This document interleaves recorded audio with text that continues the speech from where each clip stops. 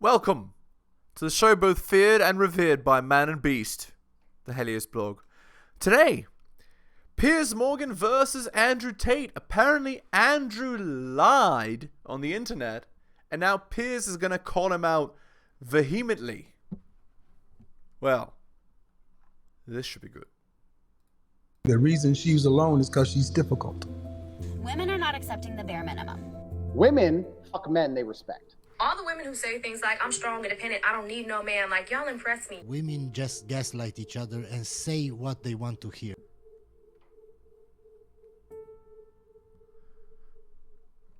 Also, Andrew lying on the internet for attention? Say it ain't so. Why did you race to spread such woeful disinformation, given the massive following you have, and encourage people to take action against a caricature and description of who had perpetrated this, which was simply untrue? Well, firstly, I'll start by saying I didn't know Nigel Farage said those things about me, which is a shame because I'm actually a fan of him. I think he's trying to do the right thing. I also understand in his political sphere, sometimes he has to hang other people out to dry to save himself because he's getting heat also. Secondly, I'll argue with you about the fact that everything I said was untrue. I think the only thing I said that was untrue is that perhaps he was undocumented. It was a 17-year-old male. It was a migrant. He did kill little girls. And advocating for people to stand outside and make it clear that they're unhappy with what happened is not a dangerous ideology. We live in a democracy where we have the right to protest and the right to make it clear when our voices are not heard. I recently protested against the Olympic ceremony outside the French embassy. I'm not sure if you saw it, complaining about how they depicted Jesus Christ, because I was unhappy with what I saw. And I think that when people feel like they have a voice, they're not likely to get violent. And the problem we have now is that people do not have a voice, which is why we're seeing rioting, which is why we're seeing looting, because people do not feel like there's a political solution any longer. And what I was trying to do is encourage people to stand up and make their voice heard in a peaceful way to avoid. Truth be told, if you listen to my last video, that is exactly how people feel in 2024. There is, politics does nothing. Literally nothing to change the state of the world. Oh, let's make two parties face each other. Both parties that don't care about you one iota. But they pretend to. Avoid violence. Because when people feel like they're not heard, violence is always the end result. Yeah, but you've actually had the complete opposite effect, and you know the massive following that you have and the influence that you can wield. And by spreading, I mean, again, you've repeated the fact this kid who has obviously now been charged with very serious crimes, including killing these 3 girls, was a migrant. He wasn't a migrant. He was born in Wales. His parents were legal immigrants from Rwanda. So he's not a migrant. He's somebody born in Wales, born in the United Kingdom. Well, first things first, it's unfair for you to say that I've had an opposite effect. What I did was point out the facts of the situation, that a 17-year-old male killed little girls. If I point out the facts of the situation, that the sky is blue, and then people go and decide to riot because I've said those things, does not mean those things are not true. That's the first thing.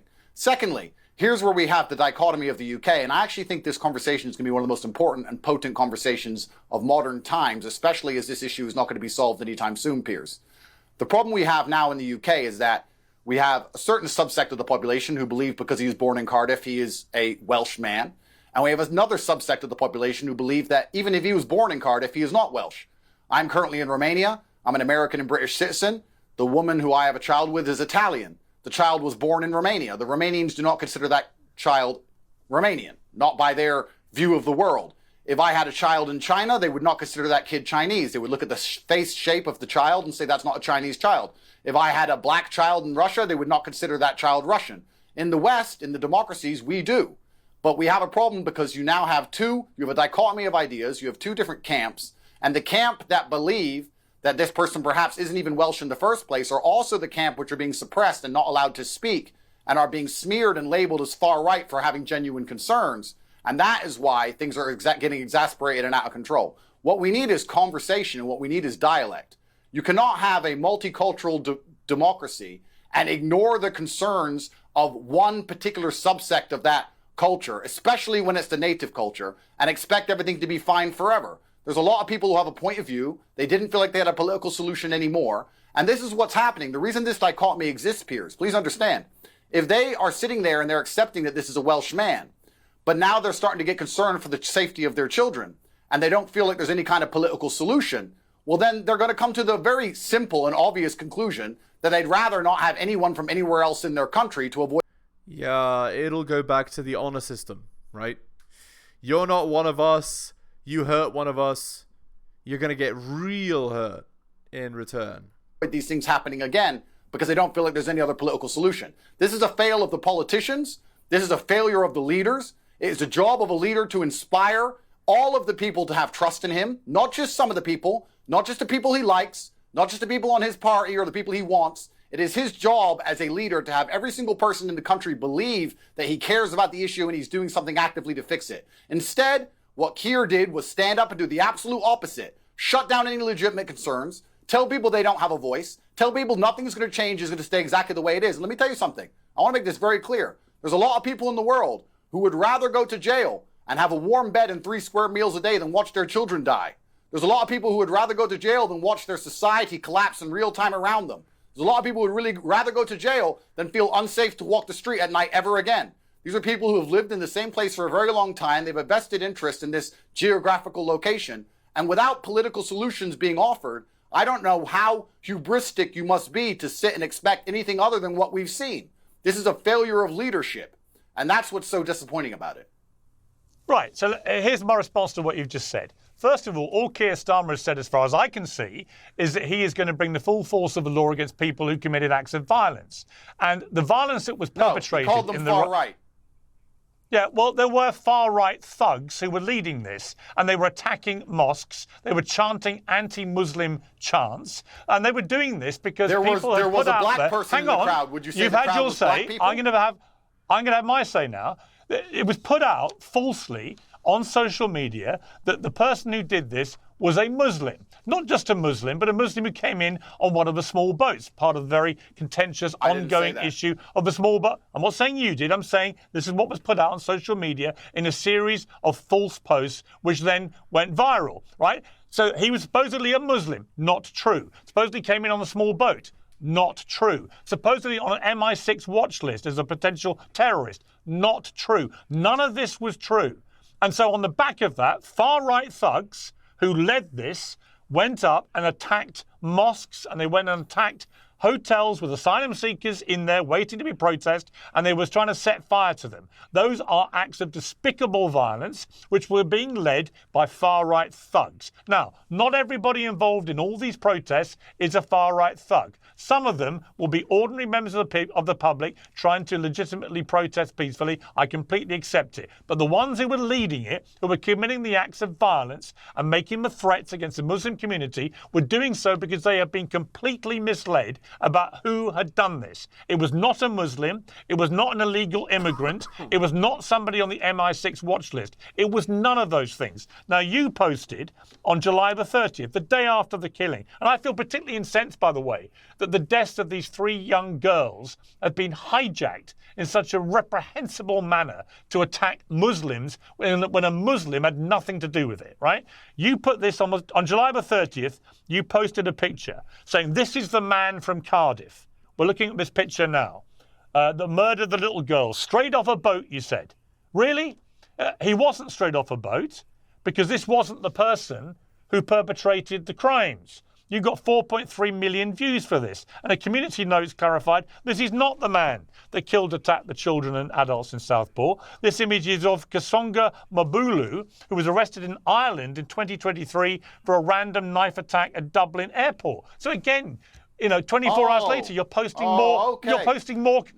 You're posting complete disinformation. I'm sorry, it's not okay. Sir. It's not okay. No, it Piers, was not the man. Did I get the wrong stabber?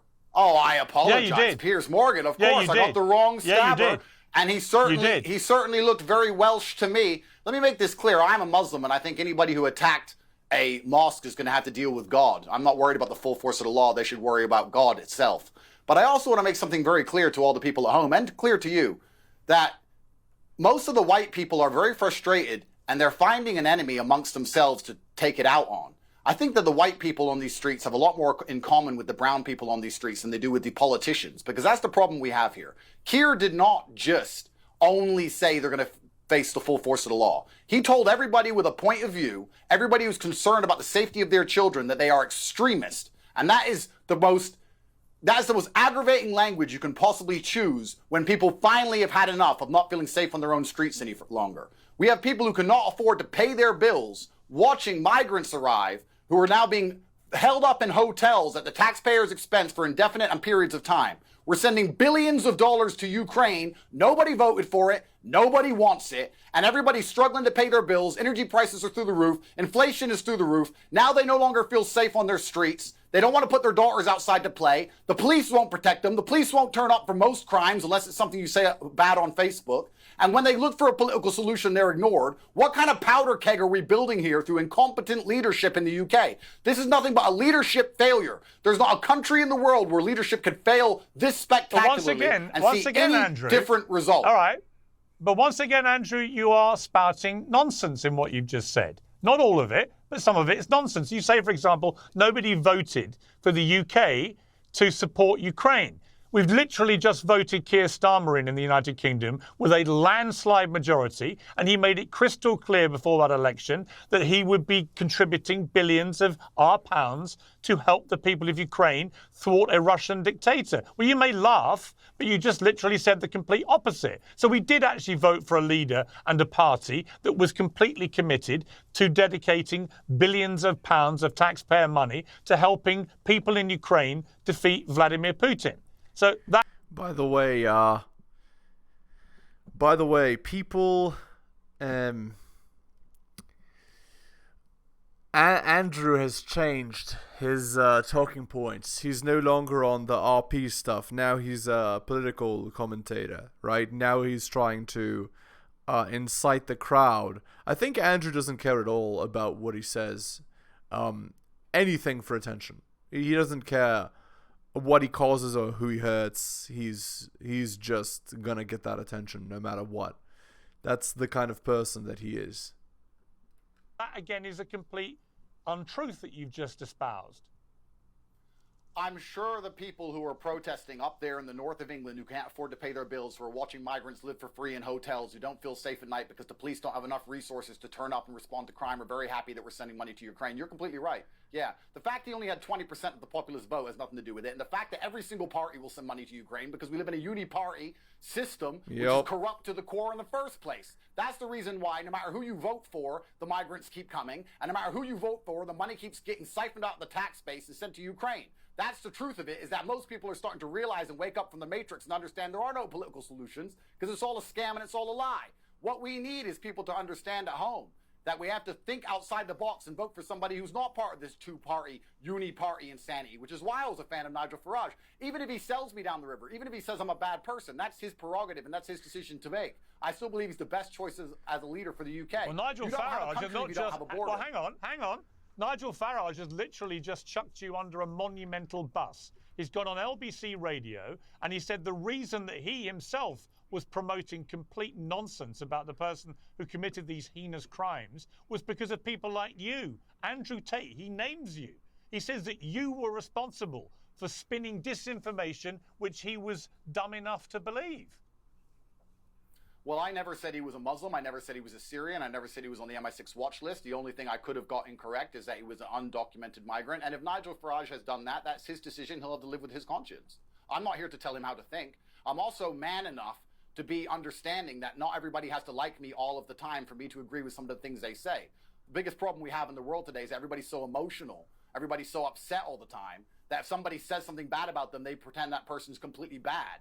Nobody is completely bad. Nobody is completely evil. Everybody loves their children. Everybody wants to live in peace. A lot of people talk about the idea of war, but let me promise you, Piers, I'm a person who's had a very varied life. When you see people with machetes outside your door threatening you and the police aren't answering the phone anymore, you don't want war. The Muslims want peace. The white natives of the UK, the Christians want peace. Everybody wants peace. But when you have a political class which refuse to listen to absolutely anybody, do whatever they want, grind everyone into poverty irregardless, then you're going to have some sort of uprising. And it's unfortunate that the poor people, and I call them poor, I mean the average person, is turning on the average person as opposed to turning on the rich elites who are just plundering the country. That's the truth of what's happening here. Well, what is... You watched my video. We played it. Yeah, the only thing I had incorrect was that he was undocumented. That's the only thing you could perhaps say he was incorrect. The London stabbing, Piers. The London bridge attack, he was born in Pakistan. We want to sit here and talk about how a large contingent of the people committing terror attacks in the UK and the most heinous crimes are not natively English people. And when we need to sit here and address this without being called racist, without being called far right, I'm a mixed race Muslim and I'm pointing out this very obvious truth. If we're not going to be able to point out the truth, what do you expect besides anger?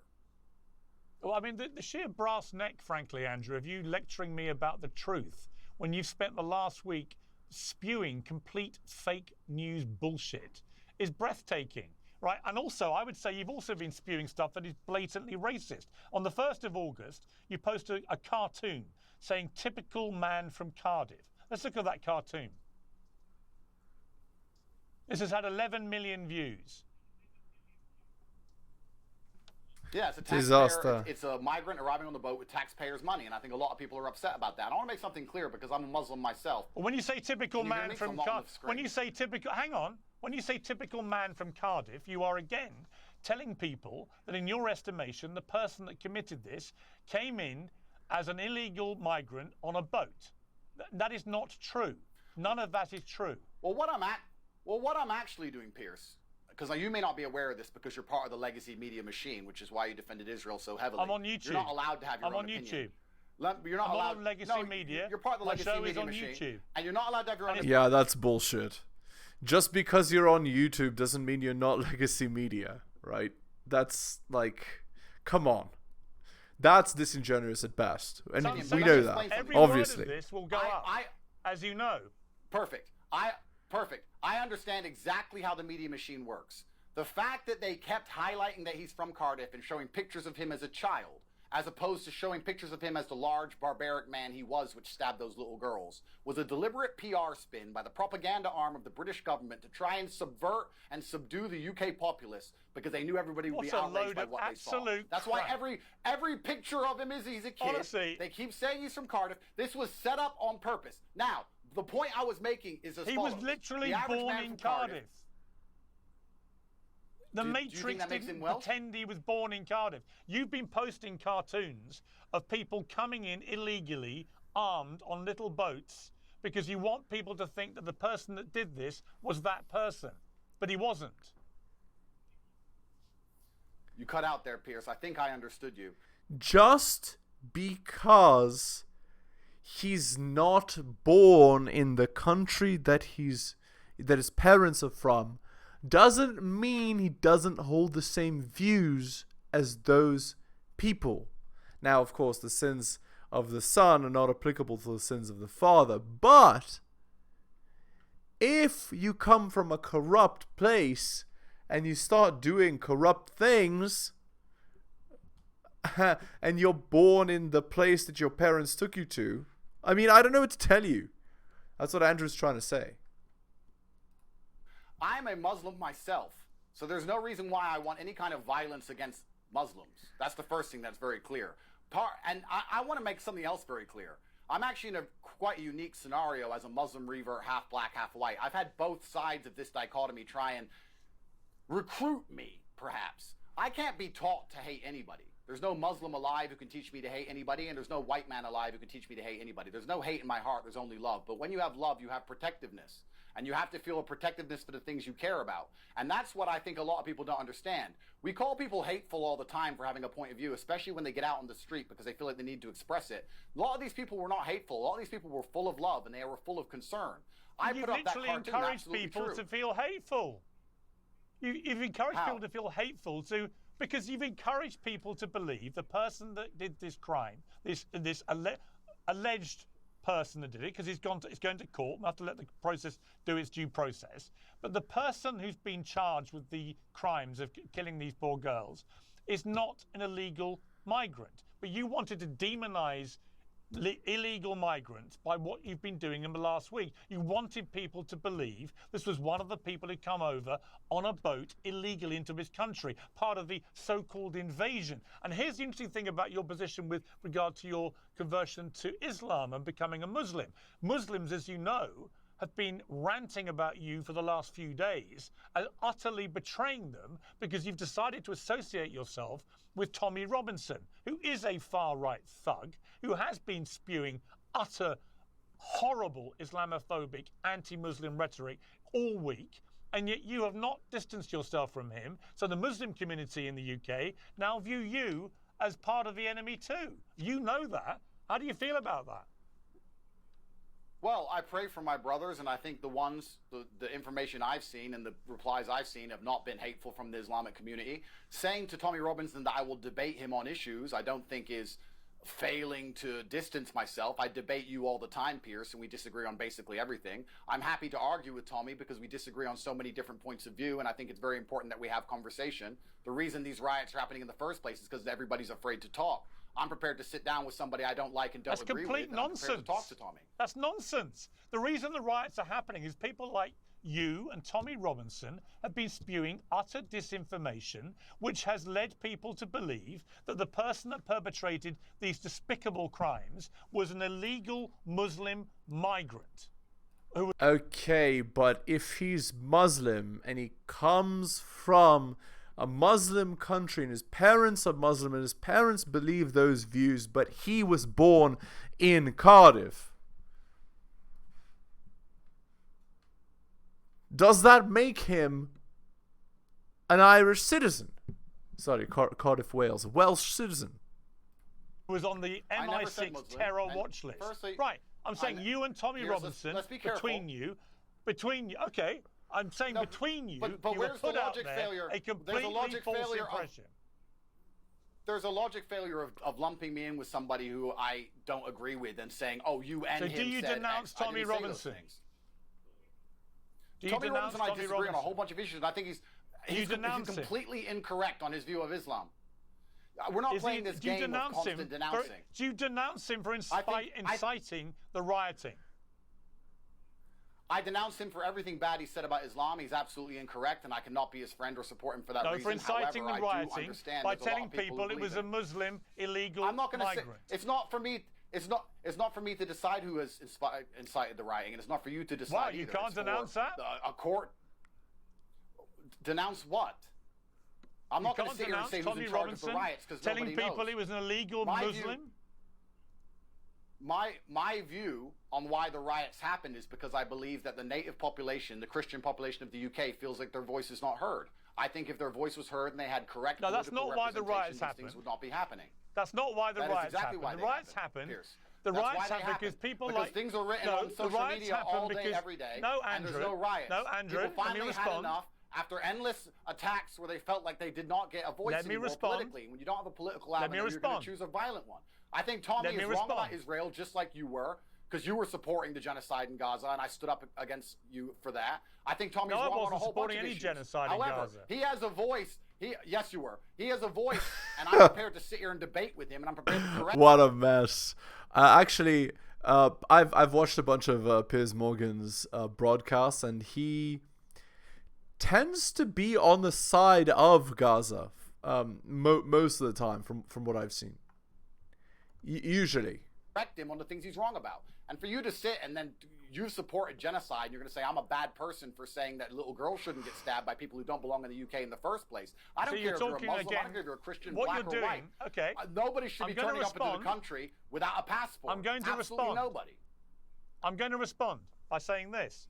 I believe that successive Labour and Conservative governments have completely lost control of immigration to our country, both legal and illegal. They all promised tens of thousands net migration. It's never happened. We now had nearly 1 million people come in last year, net 700, 800,000, whatever it is, most of them legally, completely outrageously large number, which is unsustainable for a country as small as the United Kingdom. We've also got a big issue with, although a much smaller issue, I would argue, with the illegal people coming in on these boats and some of them dying in the process, which is an appalling human tragedy perpetrated by evil traffickers, and this has to be dealt with. So on that, I completely agree. My issue with what's happened in the last week is that we've got Elon Musk talking about there now is going to be an inevitable civil war in the United Kingdom.